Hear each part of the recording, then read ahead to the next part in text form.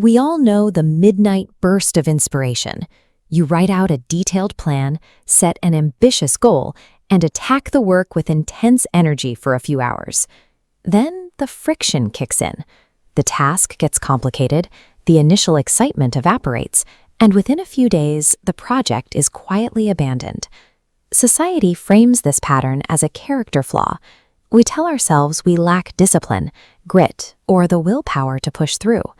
But treating a feeling as the primary engine for your long-term success is a structural error in how you operate. Motivation is simply an emotional state. It is highly vulnerable to context, spiking with a cup of coffee and crashing entirely from a bad night's sleep. Look at this graph mapping a typical emotional drive over time.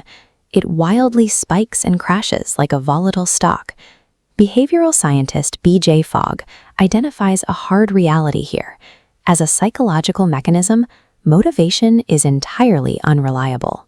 Trying to reach a complex, multi-year goal on that kind of emotional volatility is like trying to run a heavy manufacturing plant relying entirely on unpredictable gusts of wind.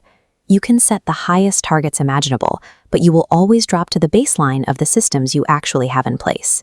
If the drive to act is unreliable, the engineering solution is to remove it from the equation entirely and focus instead on ability.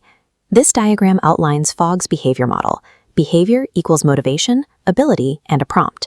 When your motivation inevitably shrinks to near zero, the A, how easy the task is to perform, must scale up massively to keep the equation balanced. You solve for ability through environmental design. You architect the physical space around you so the action you want to take becomes the path of least resistance.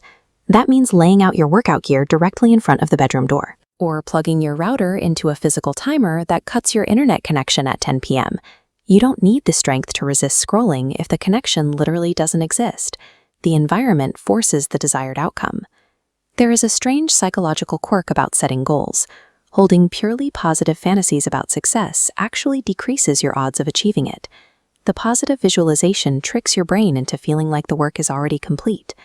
To counter this, psychologists developed MCII, mental contrasting with implementation intentions. It is a cognitive algorithm designed to replace daydreaming with execution logic.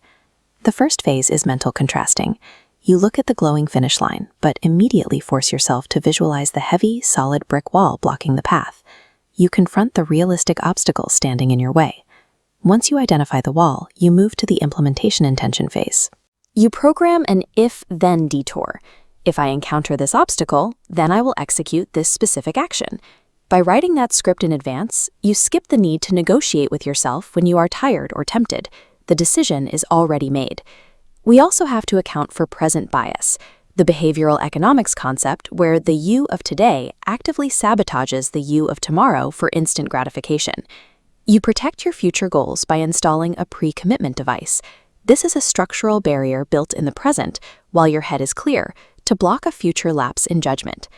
Businesses have relied on these mechanics for over a century. The original metal cash register functioned as a strict physical commitment device.